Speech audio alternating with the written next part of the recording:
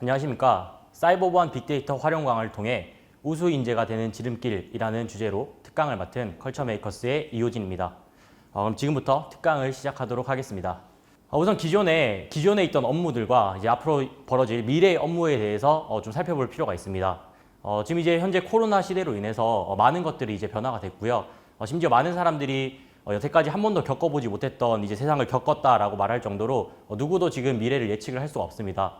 그래서 이제 제가 많은 책들을 찾아보는 도중에 이 2049 인공지능 미래 보고서라는 책에서 이런 문구가 있었습니다. 미국에서는 변호사의 주요 업무 중 하나였던 증거 수집이 이제 AI의 주요 업무가 되었다. 과거에는 주로 젊은 변호사들이 하는 업무였으나 지금은 찾고자 하는 증거의 특징을 AI에게 가르쳐주기만 한다. AI를 활용해 업무를 처리하는 능력은 승진에도 필수다. 그리고 AI를 다루지 못한 사람은 AI에 도태되는 냉혹한 시대에 접어들었다. 라고 얘기를 하고 있습니다.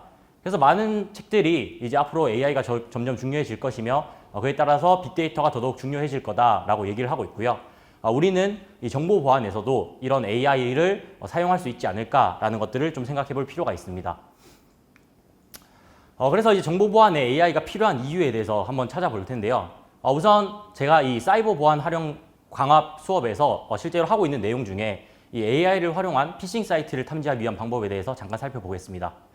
일단 피싱 사이트라고 하면 어떤 사람을 속여서 개인정보를 탈취하거나 혹은 금융정보를 탈취하기 위해서 보통 사용하는 사이트를 얘기하는데요. 이 피싱 사이트의 특징은 정상 사이트와 매우 유사하다라는 측면이 있습니다. 그래서 되게 일반인들은 이 사이트만을 보고는 이게 정상 사이트인지 피싱 사이트인지 매우 구분하기가 힘듭니다.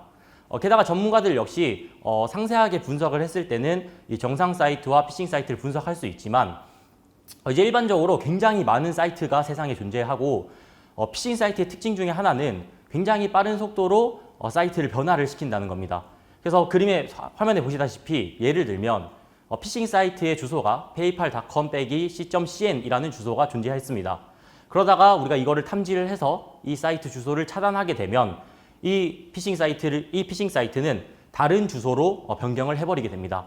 이렇게 계속해서 빠르게 변화가 되다 보니까 사람이 이것들을 특징을 찾아서 잡기에는 굉장히 한계가 있고요. 우리는 이런 것들을 뭔가 AI를 통해서 찾을 수 있지 않을까라는 주제로 실제로 제가 이제 강의를 진행을 하고 있습니다. 그리고 제가 이 내용들을 바탕으로 이제 실제 솔루션을 개발을 해서 실제 테스트도 해보았고요. 생각보다 기존에 있던 사람들보다 AI가 잘 탐지를 하고 있는 것을 확인을 할 수 있었습니다. 그래서 앞으로 많은 분야에서 이제 점점 AI가 쓰일 거고요.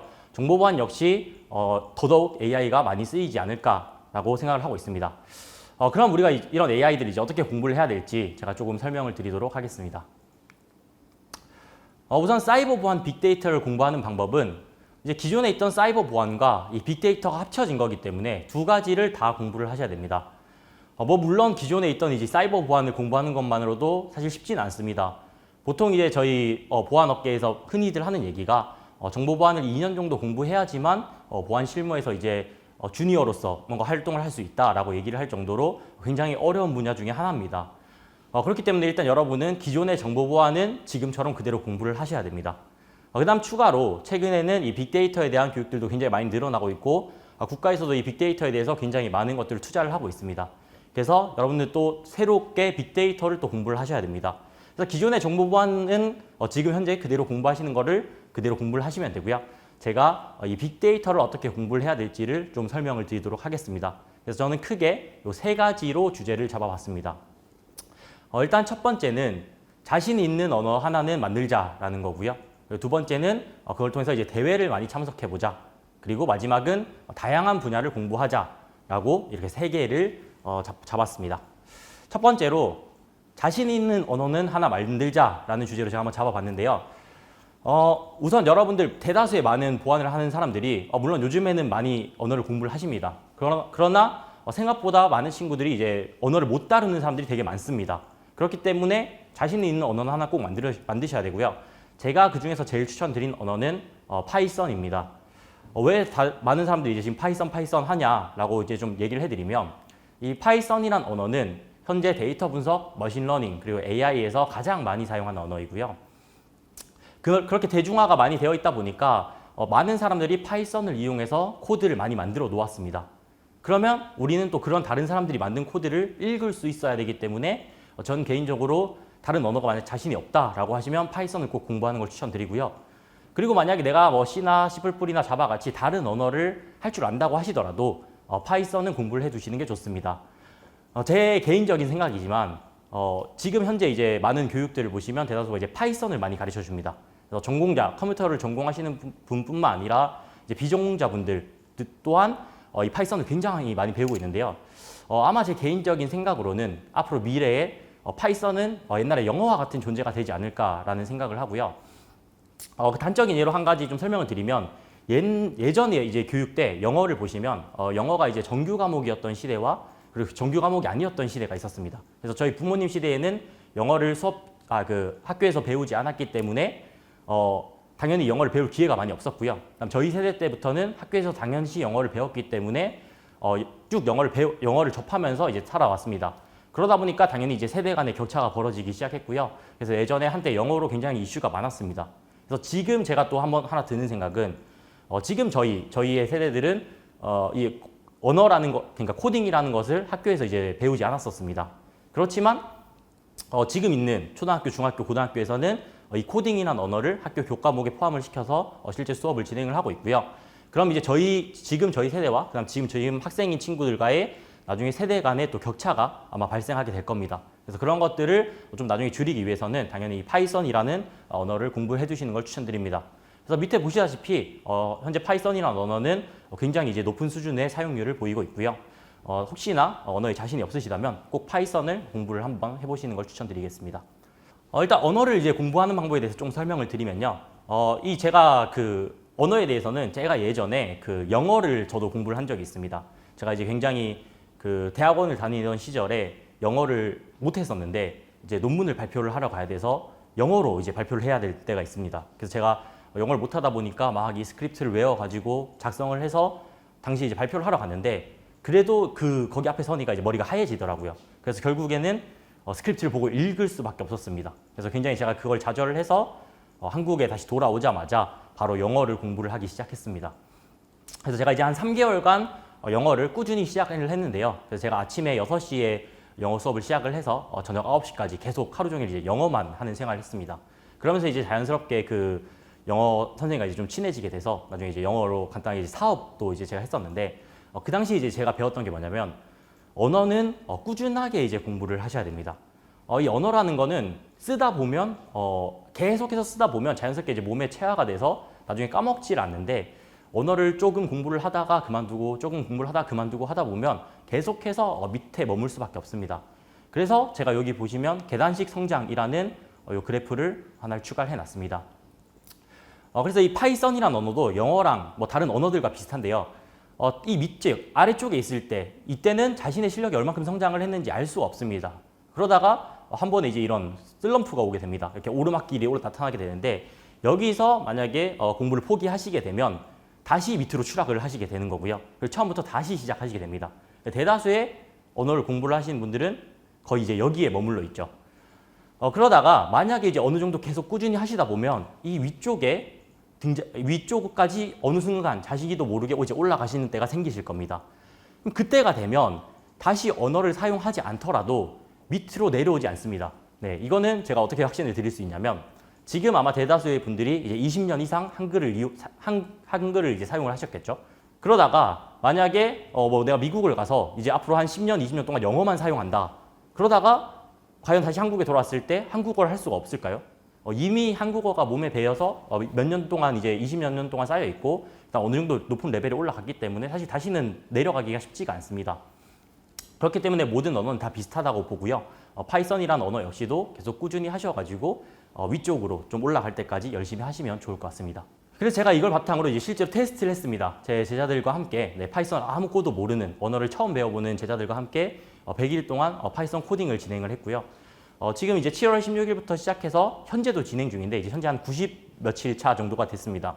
근데 이제 친구들과 이제 계속해서 얘기를 하다 보니까 어떤 걸 제일 많이 얘기를 했냐면 우선은 저희는 이제 하루 매일매일을 빠지지 않고 매일 진행을 했습니다. 그래서 1일차부터 100일차까지 지금까지 뭐 주말이나 뭐 추석 이런 것들을 모두 신경 쓰지 않고 매일매일 이제 업로드를 하는 방식으로 했고요. 그리고 이제 이 친구들이 코딩했던 결과물들을 본인들의 이제 블로그에 쭉 기록을 해 두었습니다. 그래서 그림에서 보시다시피 여기 보시면 거의 매일 글이 올라와 있는 거를 확인을 하실 수가 있고요. 그다음에 이제 뭐 보시다시피 저희가 이제 매일 해야 된다는 이 강박관 때문에 보시면 여기 시간에도 거의 뭐 오전 4시 이렇게 새벽에도 친구들이 막 해서 올리고 이런 것들을 쭉 진행을 했습니다. 그렇게 해서 이제 거의 90일차가 되다 보니까 친구들이랑 이제 얘기를 해보면 어느 정도 이제 굉장히 언어에 대한 자신감도 이제 많이 상승해 있는 친구들도 있고요. 어떤 친구들은 공부하다 보니까 내가 너무 잘 맞는 것 같아. 나는 앞으로 개발해야겠어. 라고 하는 친구들도 있었습니다. 그래서 이렇게 언어를 공부를 하실 때는 꾸준히 쭉 한번 공부를 해보시는 걸 추천을 드리고요. 그 중에서도 저는 이제 파이썬이라는 언어를 좀 추천을 드리도록 하겠습니다. 다음으로 이제 이렇게 막 파이썬을 이제 배우셨으면 이제 실제 본격적으로 이제 데이터 분석도 해보시고 그다음에 뭐 활용도 해보시고 하는 과정들을 거치셔야 되는데요. 데이터를 분석하고 활용을 하려면 기본적으로 이제 데이터가 필요합니다. 근데 아마 여러분들의 대다수는 데이터를 가지고 있지 않으실 겁니다. 사실 이 데이터라는 게 굉장히 이제 구하기 힘든데요. 그 이유 중에 하나는 대부분의 쓸만한 그 데이터들은 보통 회사 내부에 존재를 합니다.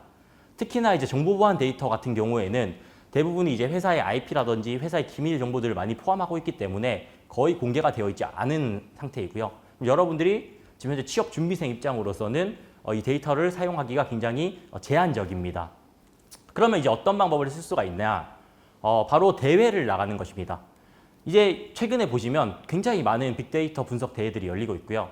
실제 여러분들이 이 대회에 나가시면 밑에 스폰서에 보시면 굉장히 많은 기업들이 후원들을 하고 있습니다. 그 이유 중에 하나는 실제로 회사 내부에 많은 데이터가 존재하고 있고 이 데이터들을 이용해서 뭔가 새로운 걸 하고 싶은데 과연 이걸 가지고 뭘 할 수 있을까라는 거를 밖에 있는 사람들에게 이제 한번 던져보는 겁니다.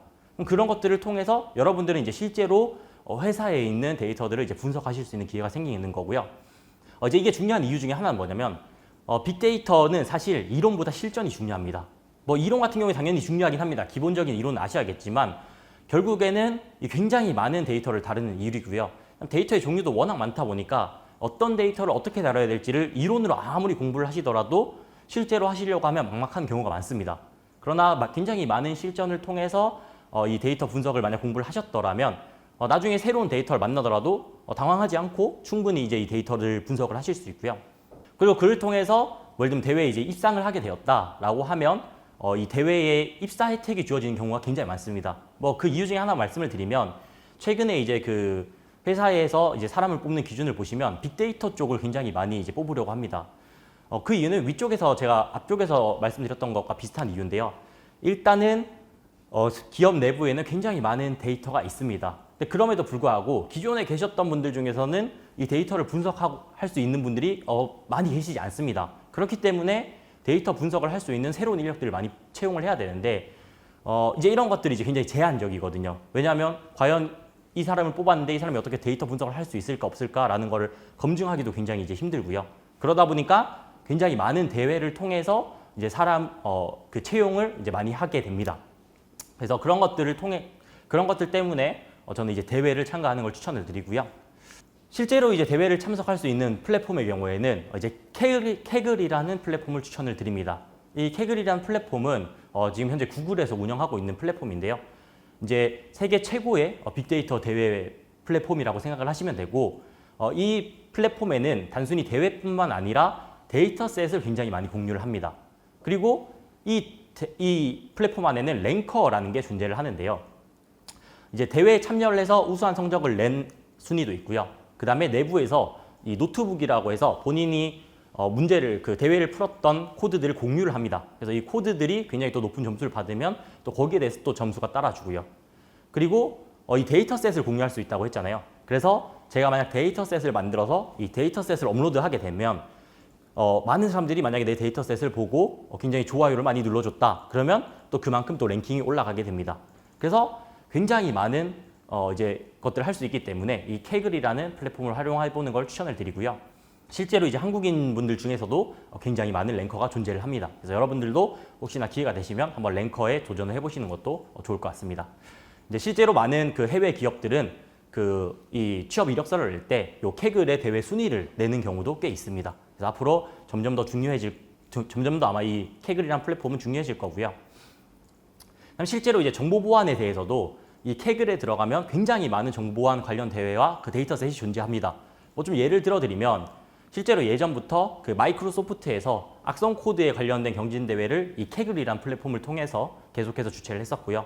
그다음 최근에는 뭐 신용카드에 대해서 이상 행위를 하는 대회라든지 혹은 뭐 데이터셋 같은 경우에는 피싱 사이트에 대한 데이터셋이라든지 등등 다 굉장히 많은 이제 정보 보안 데이터셋이 존재하기 때문에 만약에 내가 데이터셋을 좀 분석하고 싶다 하시는 분들은 이 케글에 들어가서 한번 해보시는 것을 추천드리겠습니다. 네, 다음은 이제 현재에도 지금 열리고 있는 대회인데요. 네, 지금도 진행 중인 대회입니다. 이제 K 사이버 시큐리티 챌린지 2020이라고 해서 국내에서 가장 큰 정보 보안 빅데이터 챌린지입니다. 굉장히 많은 분야에 대해서 지금 진행을 하고 있고요. 뭐 예를 들면 자동차, 그다음 악성 코드, 뭐 게임봇, 그리고 웹로그, 뭐 이메일 등등 굉장히 다양한 분야에 대한 이제 데이터를 접해 볼 수 있는 대회입니다. 게다가 이제 기존에 예전에 그 이제 우리가 흔히 정보 보안하면 있던 대회들은 대다수 이제 해킹 방어 대회였는데 사실 이 해킹 방어 대회에서 저희가 나가서 수상하기 위해서는 굉장히 이제 어렵습니다. 왜냐하면 기존에 있던 이제 굉장히 이제 흔히 고수들이라고 하죠. 이 고수들을 이 대회에서 이제 이기기가 굉장히 힘들었는데요.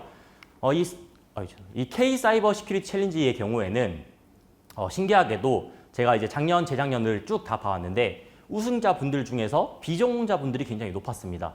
그래서 생각보다 이제 기존 해킹 방어 대회보다는 이제 수상할 확률이 굉장히 높고요. 또한 굉장히 많은 데이터 셋들을 이제 실제로 받아보실 수 있기 때문에 꼭 한번 참여해 보시면 좋을 것 같습니다. 게다가 이제 상금 역시도 굉장히 이제 만능이 걸려 있기 때문에 혹시나 이제 도전하셔서 또 상금을 받으시거나 이렇게 상을 받으시면 굉장히 좋은 기회가 되실 수 있기 때문에 기회가 되신다면 수상이 목적이 아니시더라도 꼭 한번 참여를 해보시는 것을 추천드리겠습니다. 네, 마지막으로 이제 말씀드리고 싶은 거는 다양한 분야를 공부하자라는 겁니다. 이제 기존에 현재 그 가장 이제 이슈인 단어 중에 하나가 요 디지털 트랜스포메이션이라고 불립니다. 이제 DT라고도 하는데요. 굉장히 많은 그 실제 회사 면접 같은 곳에서 요 DT에 대한 것들 얘기를 하고 있습니다. 그래서 요 DT가 뭐냐? 이 디지털 기술을 이제 사회 전반에 적용해서 전통적인 사회 구조를 혁신시킨다라고 되어 있는데 뭐 이런 겁니다. 예를 들면 전통시장의 경우에는 다 오프라인에 형성이 돼 있습니다. 그러다 보니까 사람들이 그 전통시장에 직접 가서 물건을 구매를 하고 하는 것들을 했어야 됐는데 그게 아니라 이 전통시장을 온라인에 올려가지고 실제 전통시장을 직접 오프라인에 가지 않고 인터넷을 통해서 시장의 느낌을 느낄 수 있도록 하는 것이 이 디지털 트랜스포메이션을 생각하시면 되고요. 원래는 기존에 천천히 이 디지털 트랜스포메이션이 진행될 거다라고 생각을 했었는데 최근에 코로나가 발생을 하면서 이 디지털 트랜스포메이션이 굉장히 급속도로 이제 발전을 하기 시작했습니다. 그래서 대다수의 이제 아날로그의 것들이 다 디지털로 옮겨지게 되었고요. 그래서 지금 저도 이렇게 온라인으로 내 특강을 진행을 하고 있는 거죠. 자, 그러다 보니까 이제 또 어떤 문제들이 많이 발생을 하냐? 대다수의 이제 돈들이 오프라인에서 떠도는 돈들이 온라인으로 이제 쭉 다 오게 됩니다. 그러다 보니까 당연히 모든 공격자들은 그런 온라인에 있던 금액들을 노리게 될 거고요. 그러다 보면 이제 기존에 있던 분야들뿐만 아니라 모든 분야에서 전반적으로 정보 보안이 필요해지게 될 겁니다. 그러면 여러분들은 그런 것들을 알기 위해서 다양한 분야를 아실 필요가 있고요. 특히나 이 빅데이터를 분석을 하시려면 그 분야에 대해서 어떤 정도 좀 이해가 있으셔야 합니다. 예를 들면 저희가 이제 그걸 도메인 날리지라고 하는데요. 제가 자동차에 대해서 할 거다. 그러면 자동차에 대한 어느 정도 이해가 필요하시고요. 그다음 내가 웹을 할 거다. 웹에 대한 이해가 필요해집니다. 그렇기 때문에 여러분들은 다양한 분야에 대해서 좀 공부를 하실 필요가 있습니다. 실제로 이제 최근에 지금 그 베스트셀러에 올라와 있는 책 중에서 이 폴리매스라는 책이 있습니다. 제가 요거를 좀 설명을 드리려고 하는데요. 저도 지금 읽고 있고 그리고 많은 영상들을 통해서 이 폴리매스라는 책을 굉장히 많은 사람들이 추천해 주셨는데 이 폴리매스라는 게 뭐냐? 서로 연관이 없어 보이는 다양한 영역에서 출중한 재능을 발휘하여 방대하고 종합적인 사고와 방법론을 지닌 사람이라고 합니다. 그래서 예전부터 우리가 알게 모르게 이 폴리매스를 가진 사람들이 이 사회를 발전시켰다라고 합니다. 가장 여러분들이 알 수 있는 분 중에 한 분은 이제 그 레오나르도 다빈치인데요. 이제 많은 분들이 우리가 그 예술 쪽에서 이제 많이 알고 있지만 사실은 그분은 이제 과학 쪽에서도 많은 기여를 하셨고요. 그 다음에 정치 쪽에도 많은 기여를 하셨고 굉장히 많은 분야를 이제 넘나들면서 보시면 기여를 했습니다. 그래서 제가 이 책을 쭉 읽으면서 들었던 생각이 뭐냐면 정보 보안에서 이제 필요로 하는 미래 인재상이 이런 폴리매스의 같은 사람이 아닐까. 왜냐하면 모든 분야에서 이 정보 보안을 필요로 하게 되고요. 그러면 저희는 이 정보 보안이란 것뿐만 아니라 그 분야의 어떤 지식들도 익혀서 어떻게 하면 이 보안과 이 분야를 어떻게 좀 잘 할 수 있을까, 뭐 연결할 수 있을까 이런 것들을 좀 생각해 볼 필요가 있으실 거고요. 그 다음에 기존에 이제 사실 정보 보안이라고 하면 굉장히 이제 폐쇄적이고 좀 갇혀 있는 느낌이 많았습니다. 그리고 어떤 돈을 벌어오기 위한 수단보다는 돈을 사용한다라는 수단으로의 인식이 좀 컸는데요. 아마 이제 미래에는 이 정보 보안의 인식이 굉장히 많이 바뀌게 될 겁니다. 그렇기 때문에 저는 이 볼리메스라는 좀 책을 추천을 드리면서 좀 다양한 분야에 대해서 좀 공부를 해 보시는 거를 추천드립니다. 네, 그래서 마지막으로 이제 제가 좀 팁을 드리려고 이 장표를 이제 추가를 했는데요. 이제 아마 많은 분들이 여기 지금 들으시고 계시는 분들이 이제 취업을 준비하시는 분들일 겁니다. 사실 뭐 저도 이제 굉장히 옛날에 이제 이런 것들을 좀 많이 고민을 했었는데 한번 이렇게 생각을 해보겠습니다. 지금부터 이제 여러분들은 나라는 본인의 이름을 걸고 이제 기업을 운영을 하는 겁니다. 그러다가 만약에 본인의 능력이 굉장히 출중해졌다. 그래서 뭐 그게 이제 회사에 지원을 한다라고 생각했습니다. 그래서 회사에서 만약에 그걸 뽑게 되면 이제 회사에서 이제 본인이 이제 인수를 하게 되는 거예요. 본인이란 기업을. 그럼 그렇게 봤을 때 일단 여러분들은 여러분들이 뭐 예를 들면 제가 이호진이다. 그럼 이호진이라는 기업을 키우기 위해서 어떤 걸 해야 될까라는 걸 먼저 생각을 해봐야 될 겁니다. 일단 본인을 일단 컨설팅 한다라고 생각하겠습니다. 그럼 과연 내가 다른 사람에 비해서 과연 잘할 수 있는 게 무엇일까를 먼저 찾으셔야겠죠. 우리가 흔히 이제 장점이라고 얘기하는데 한번 잘 생각해 보겠습니다. 물론 이게 뭐 잘한다는 기준이 뭐 내가 그 분야에서 1등이야 이런 건 아닙니다. 그냥 내가 생각했을 때 나는 이거를 다른 사람들보다 좀 잘하는 것 같아 정도만 생각을 하시면 되고요. 그다음 단점, 내가 과연 좀 다른 사람들에 비해서 다른 것들에 비해서 좀 못하는 건 무엇인가라는 걸 좀 생각을 해보실 필요가 있고요. 그렇게 해서 이제 장단점을 이렇게 쭉 작성을 하셨으면 이 장단점을 어떻게 이제 살리고 어떻게 극복할 것인가를 좀 생각해 보실 필요가 있습니다. 제가 일단 추천을 드리는 방법은 본인이 이제 장점을 찾으셨으면 그 장점을 표현할 방법을 이제 찾으셔야 됩니다. 그래서 제가 제일 추천드리는 방법은 뭐 블로그, 뭐 깃허브, 유튜브 등 이제 많은 사람들이 볼 수 있는 플랫폼들에 다 남기는 겁니다. 뭐 그게 거창하거나 뭐 꼭 그러지 않아도 괜찮습니다. 뭐 유튜브다, 뭐 영상 편집을 굉장히 멋지게 해서 올려야지 꼭 그런 게 아니라도 괜찮습니다. 본인이 뭔가 공부했던 것들이라든지 본인이 잘할 수 있던 것들을 쭉 남겨서 그런 것들을 남겨놓는 것 자체가 굉장히 이제 훌륭한 행위이고요. 그렇게 해야지만 내가 다른 뭐 사람들에게 내가 이런 걸 잘할 수 있다, 할 줄 안다라는 걸 어필을 할 수가 있습니다. 그렇기 때문에 꼭 이런 것들을 한번 남기시는 거를 좀 추천을 드리고요. 그다음 단점의 경우에는 좀 투자를 해야 된다라고 저는 생각을 합니다. 당연히 기업이 발전하려면 기업에는 어느 정도 이제 투자라는 게 들어갑니다. 뭐 한 가지 예를 좀 들어드리면 이제 빅데이터 분석을 하시려면 컴퓨터 성능이 굉장히 좀 많이 들어가게 됩니다. 근데 대다수의 분들은 예전에 컴퓨터를 사용하시면서 지금 빅데이터를 공부를 하려고 합니다. 그래서 제가 실제로 이제 강의를 하러 나가보면 굉장히 이제 컴퓨터의 성능이 조금 안 좋다 보니까 막 컴퓨터에서 막 해를기가 날아가는 소리가 들리기도 하고 막 하다가 꺼지기도 하고 그런 막 상황이 생깁니다. 그래서 그런 것들을 하게 되면 실제로 이제 공부하는데 굉장히 어려움이 이제 있게 되거든요. 그래서 그런 것들 좀 줄이기 위해서 좀 돈을 투자하셔가지고 이제 업그레이드를 하시는 걸 추천을 드리고요. 그 다음에 좀 다양한 분야를 이제 알기 위해서 책도 많이 읽고 좀 교육을 많이 듣고 하는 것들을 좀 추천을 드립니다. 그래서 혹시나 지금 뭐 이렇게 좀 돈을 가지고 계신다면 계속 이렇게 모으기보다는 본인한테 좀 투자를 하셔가지고 이제 본인이라는 기업을 좀 키워보면 어떨까라고 생각을 합니다. 그래서 본인에게 투자하는 거를 아까워하지 말아 주셨으면 좋겠습니다.